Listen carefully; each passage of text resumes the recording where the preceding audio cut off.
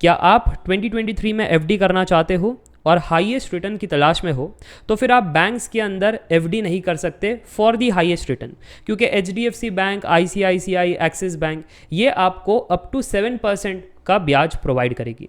नीचे जाओगे इंडसइंड में तो 7.5% तक आपको मिल जाएगा। अगर स्मॉल फाइनेंस बैंक में जाओगे तो 8% तक मिल जाएगा, पर उससे ज़्यादा नहीं मिलेगा। उससे ज़्यादा रिटर्न चाहिए तो आपको एक स्पेशल एनबीएफसी में एफडी करवानी पड़ेगी, वो है श्रीराम फाइनेंस। तो उसी के बारे में आज चर्चा करने जा रहा हूँ। श्रीराम फाइनेंस की ऑफिशियल वेबसाइट है और यहाँ पर आप देख सकते हो FD up to 9.1% per annum.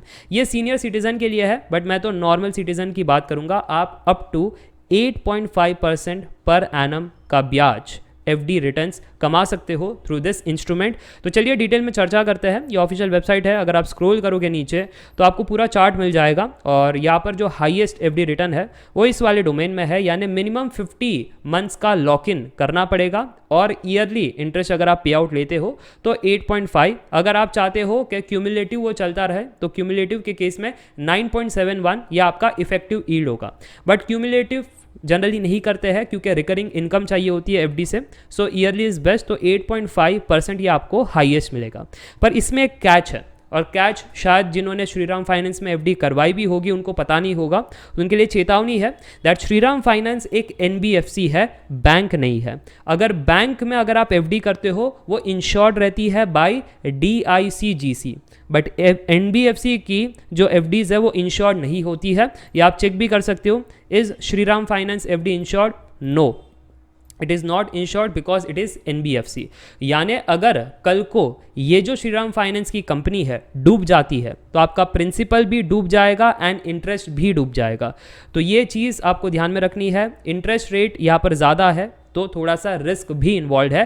पर अगर आप इसकी क्रेडिबिलिटी की बात करो कि ये श्रीराम फाइनेंस, क्या हम इस पर रिलाई कर सकते हैं, सो 90% येस इस पर रिलाई कर सकते हैं। 10% का रिस्क जो था वो मैंने आपको बता दिया। अब क्यों रिलाई कर सकते हैं? Because it is rated AAA stable by CRISIL. यहाँ पर आप रेटिंग्स पढ़ सकते हो, इट्स गुड।